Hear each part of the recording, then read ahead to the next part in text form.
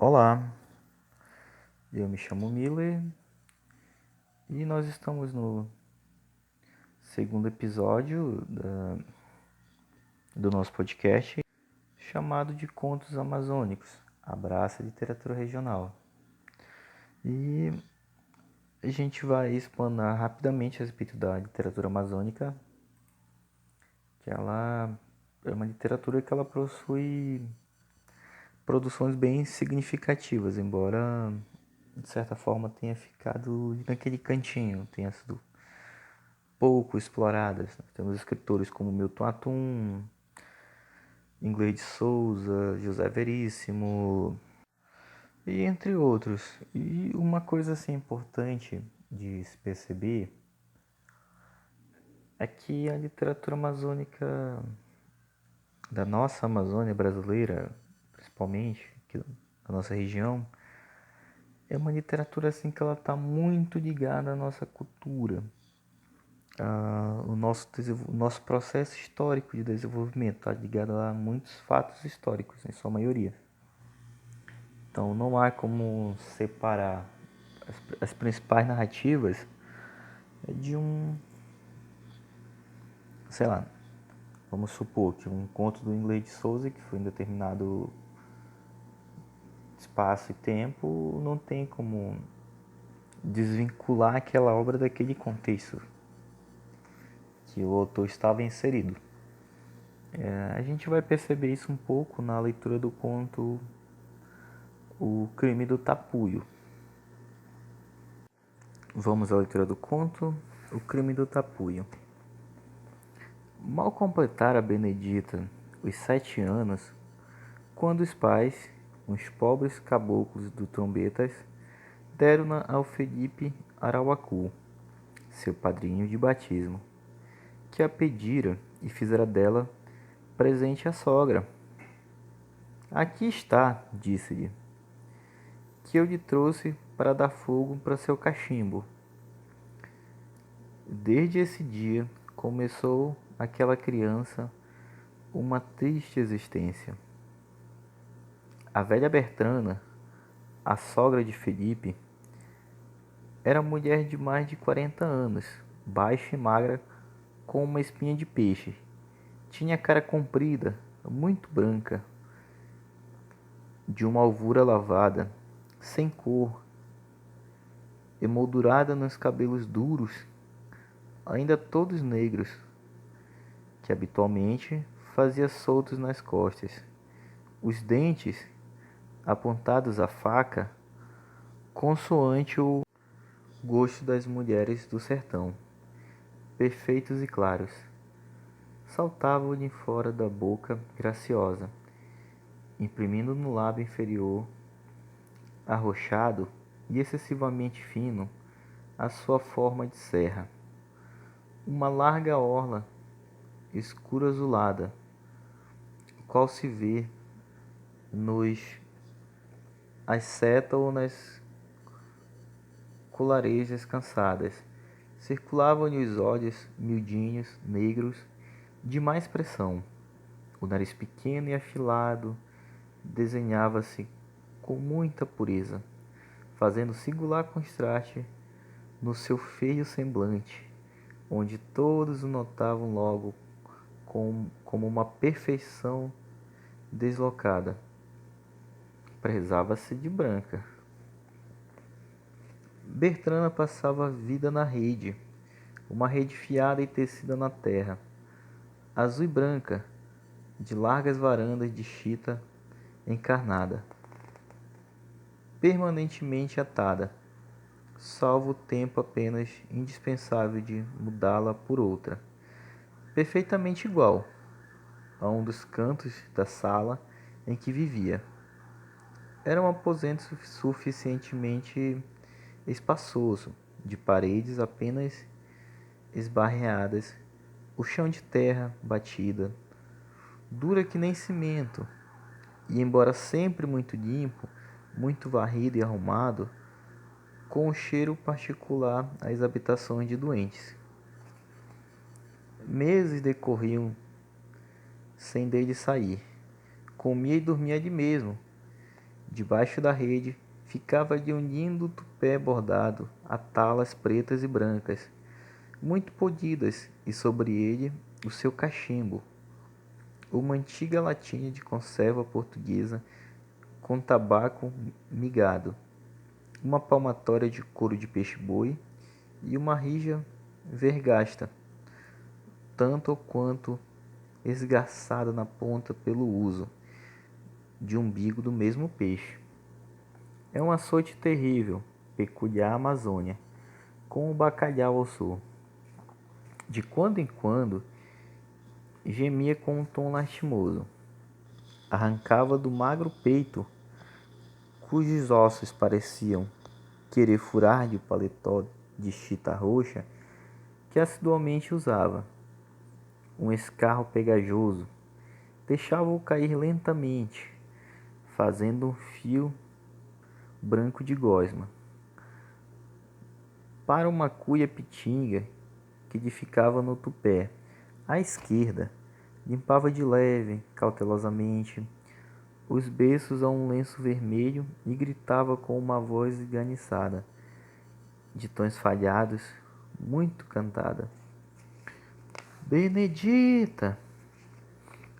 A rapariguinha acudia pressurosa, trêmula, a correr. Era para dar-lhe fogo para o cachimbo. Benedita vinha com fogo e, encostando a brasa espetada em um velho garfo de ferro ou tição ao tabaco, acendia-o. Ela ficava fumando devagar, compassadamente, o cotovelo agudo, especado nos joelhos, a mão aguentando o tubo do cachimbo, com os olhos fitos num trecho do terreiro que aparecia pela porta aberta em frente da rede, batendo os beiços um no outro, a chupar as fumaças, em uma posição indolente de vadiação satisfeita. Concluída aquela cachimbada, depunha de manso cachimbo na esteira, junto da lata de fumo. Arrancava do peito descarnado um grande suspiro doído e, com sua voz comprida: Benedita! Agora era para dar-lhe um remédio dos muitíssimos que constantemente tomava, contido nos vasos de barro que formavam, arrumados no chão por detrás da rede, uma espécie de bateria de botelhas elétricas. Em cada uma daquelas pequenas chocolateiras de bojo esférico e pescoço cilíndrico havia um cozimento, uma infusão, um chá, uma droga qualquer, composta de vegetais, suspensos das ripas das paredes por finos cordéis e embiras.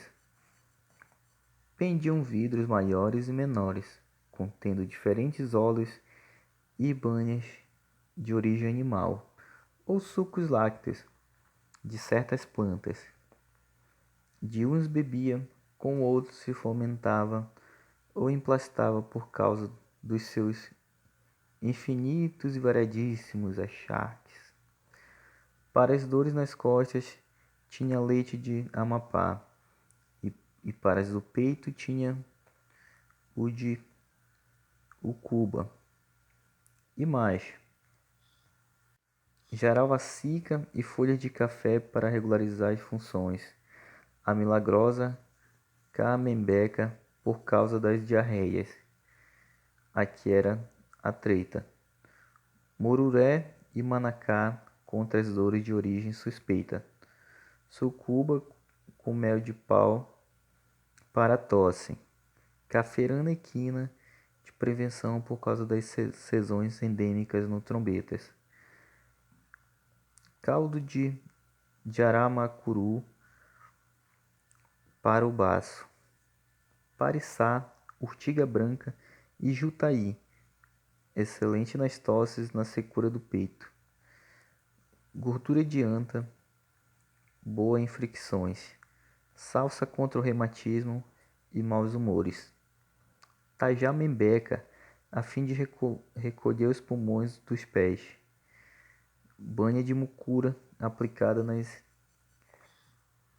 erisípelas, guaraná para os intestinos, flatos, não sei o que, manteiga de tartaruga para o cansaço, e ainda outros, cuja simples enumeração fora fastidiosa, os quais não só usava numa cisma ridícula de ter não sei quantas moléstias, como aconselhava e dava oficiosamente com recomendações convencidas, persuasivas. Não casara nunca. Foi sempre feia e implicante. Em Faro, donde era natural, os rapazes puseram-lhe a alcunha de cara de peixe. Ao escárnio respondeu com o ódio, um ódio brutal que alcançava todo mundo. De todo dizia mal, contava histórias malévolas das mulheres e desacreditava os homens. Por fim, quando encontrava os 30 e estava em toda a plenitude de sua fealdade, um agregado do pai caiu doente. Foi tratado em casa por ela e, por gratidão, amou-a um pouco. Daí por 9 meses teve ela uma filha. Essa foi a sua única e não mais repetida aventura de mulher. Jamais houve ensejo de prestar os seus bons serviços de enfermeira e ninguém tomou a querê-la. Os desejos imprudentemente acordados e logo sopitados bulhavam-lhe no peito em saltos de cabritos bravos.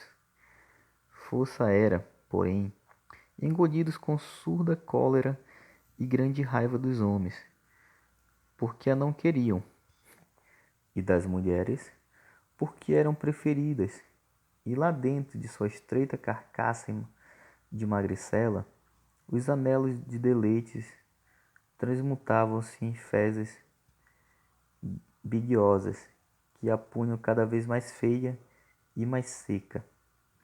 Repulsava a própria filha, porque saíra linda, como o pai, um maneluco esbelto. A filha, ao invés do que lhe sucedera a ela, casou cedo e, em companhia do marido, Felipe Arauacu, foi para o lago Iripixi, no Trombetas, onde ele tinha um sítio. A infeliz moça não durou muito. Pouco mais de um ano tinha de casada quando a mataram as sezões, ali reinantes endemicamente, com menos de 20 anos de idade. A mãe, que por fugir à recíproca malquerença de Faro, acompanhara de lá, ficou com o genro, um sujeito nulo, a quem ela era indiferente, como ele lhe também era.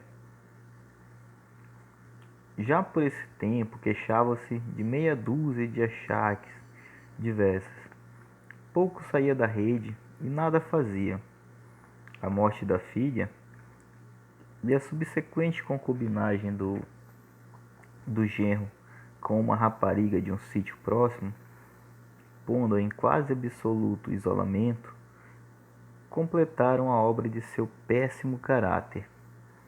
Viveu desde aí em inteira mandrice, a fumar cachimbo, a tomar remédios, a dizer mal de tudo e de todos, com muito fel extravasado. Aumentavam-lhe as moléstias cada dia, e raro se passava que não mandasse ao mato, a inesgotável drogaria do sertanejo, em busca de novas folhas, raízes ou cascas para outros medicamentos, as suas puçangas, como ela dizia.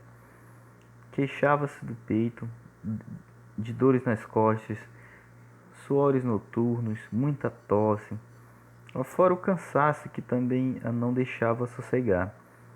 Coitadinha dela, passava a santa noite, o seu peito lhe levava a piar que nem pinto. Lhe imitava. Pio, Piu, piu. Doía-lhe igualmente as pernas, a espinha dorsal, o ventre.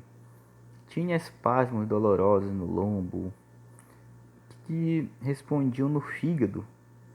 Aqui, indicava, os pés tinham gretados com os pulmões, e erguendo à beira da saia, com recato afetado e púdico, mostrava-os muito vermelhos, cobertos de emplastros. E se alguém, por mera polidez, perguntava-lhe pela saúde, ai do imprudente, tinha de ouvir a longa e nunca assaz repetida história dos seus padecimentos em geral, e de cada achaque em particular, com muita minúcia, com todas as particularidades que ocorriam, e ainda mais a dos respectivos remédios que ele nos ensinara, onde os havia, como se preparavam, de que modo se deviam tomar, a dieta que exigiam, o resguardo que requeriam, e mil outras miudezas, com impertinência enfadonha, insaciável, e constantemente, invariavelmente, terminava o seu farticioso aranzel pela mesma fórmula lastimosa, para a qual arranjava sua voz mais dolente, dando-lhe o tom débil, expirante, aquela com que o moribundo conta ao médico as angústias da passada noite, que lhe será a derradeira. Ai, nem me fale, não posso ir longe. Esta lua modo que tenho passado pior. Parece que não chego a outra. Ai, Jesus. Mãe Santíssima, quase morri a noite passada. Doía-me tudo e apontava sucessivamente a cabeça, o peito, as pernas, o ventre, faltava-me o ar. Ai, meu Pai do céu, valei-me. Ai. E logo em cima do último e prolongado ai, gritava com a sua voz fina de coruja constipada: Benedita! A rapariguinha acudia correndo. Queria um remédio, dizia-lhe um nome indígena e recomendava-lhe de antemão irada que lhe olhasse, que não viesse nem frio nem quente. Mornozinho, agachando-se por debaixo da rede, Benedita ia buscar uma das chocolateiras com a droga indicada. Se acontecia tocar-lhe na rede ao passar, a velha soltava um grito agudo, como se a houvesse varado com um espeto, e levantando rápido o chicote sobre a esteira, atirava-lhe uma forte rimpada. A pequena saía chorando, com grossas lágrimas, e pingaram-lhe no líquido da vasilha.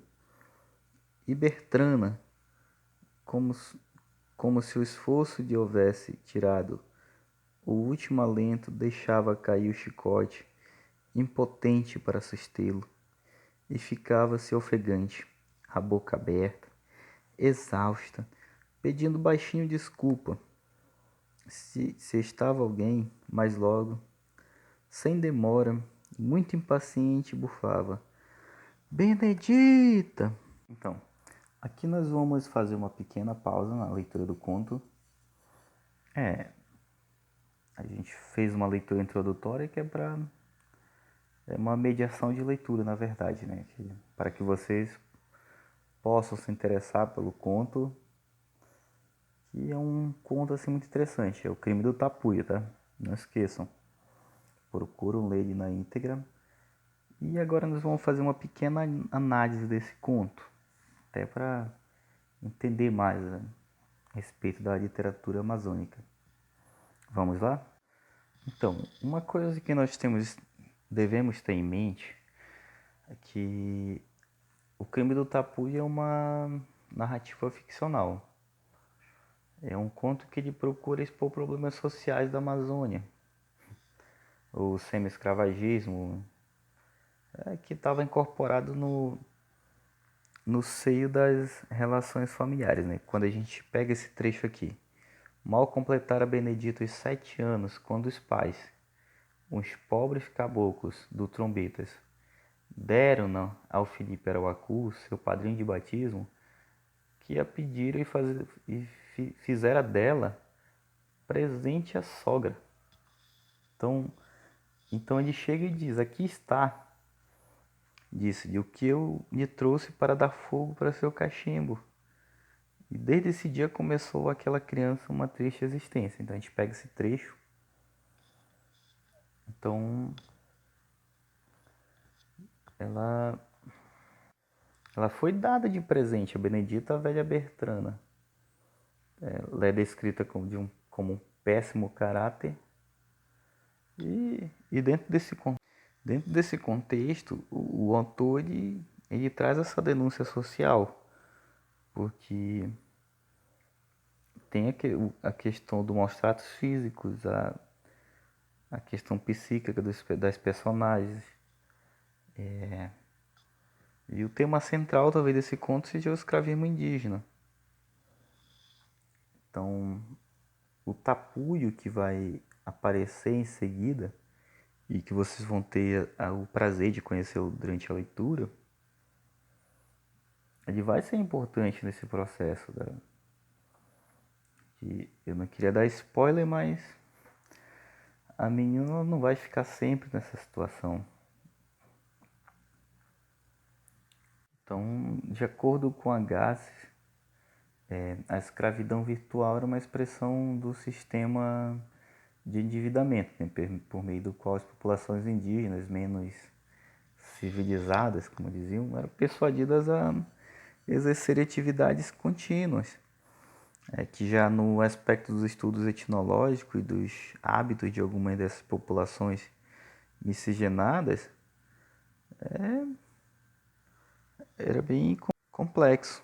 E dentro disso nós podemos aqui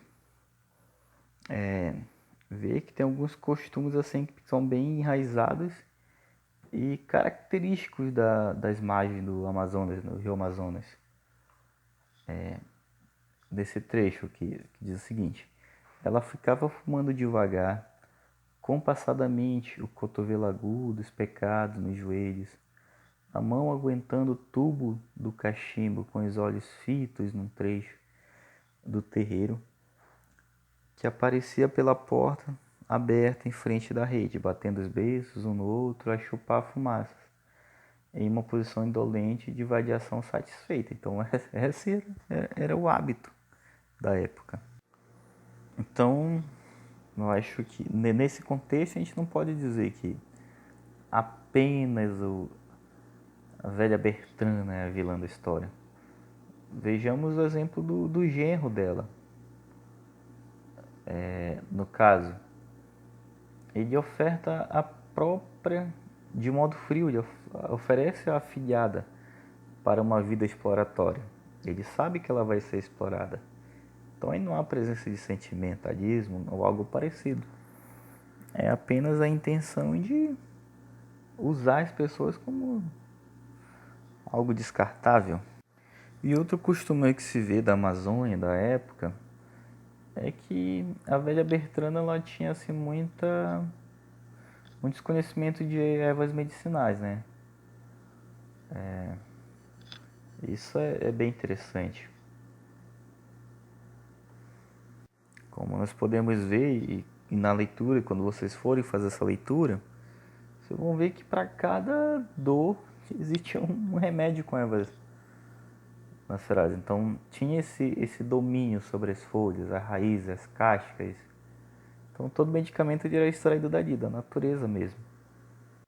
Então, mas voltando para essa questão da escravidão, a gente não pode deixar de falar um pouco no José Tapuio, que vocês vão conhecer no momento da leitura, que era um agregado da família, não é de certa forma agregado, era um escravo. E José Tapuio ele se destaca pela imposição física. Ele era um indígena, um índio Tapuio, e ele tem essa imposição física em relação aos elementos naturais, na natureza. Ele mata uma cobra grande, com uma certa facilidade, uma certa habilidade, mas quando ele está no contexto da cidade perante a justiça, aí você vê que inverte os papéis.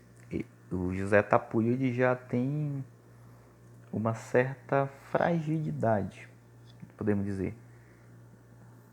Ele não oferece resistência no quê? Na força da palavra. Ele não tem, ele tem um domínio da natureza para sobreviver naquele ambiente com certa facilidade, mas ele não tem esse domínio da palavra, essa força. Então, a questão da palavra ele não consegue se firmar, se expressar. Então, saindo um pouco do nosso contexto aqui, para facilitar um exemplo, o José Tapuio, vamos compará-lo ao Superman por um momento. Então, o Superman é todo forte, e o José Tapuio é forte na natureza. A fraqueza do Superman, como você deve compreender mais, é a Kryptonita. E a fraqueza de José Tapuio está no poder da fala, no poder da comunicação social num ambiente diferente. Isso é bem interessante. Então, é interessante porque o conto ele nos proporciona uma percepção de um lugar sombrio. Sabe, você lê e você consegue clarear aquele ambiente, você consegue pensar naquilo. E o interessante também é uma linguagem que a gente quase já não conhece. Então para finalizar aqui na questão de narrativa, o narrador ele segue uma linha discursiva percebida assim na questão da narrativa sobre as populações amazônicas. Então aqui a gente finaliza esse episódio recomendando o Crime do Tapuio, que é um desafio que ele enfrenta entre enfrentar os perigos de um igapó, de uma floresta densa, ou a eloquência de uma retórica de um sistema judicial, né? E é isso. Até o próximo episódio. Aristides e Miller agradecem a sua atenção. Nos encontramos no próximo episódio. Até lá!